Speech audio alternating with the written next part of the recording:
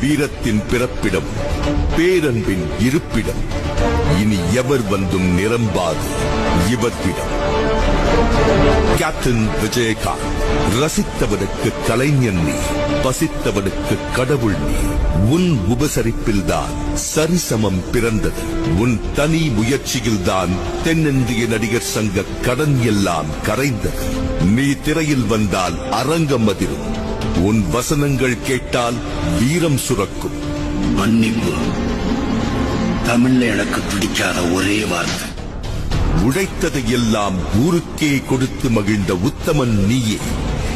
கடந்து சென்ற பாதையெல்லாம் கருணையை விதைத்த காவிய தலைவன் நீயே.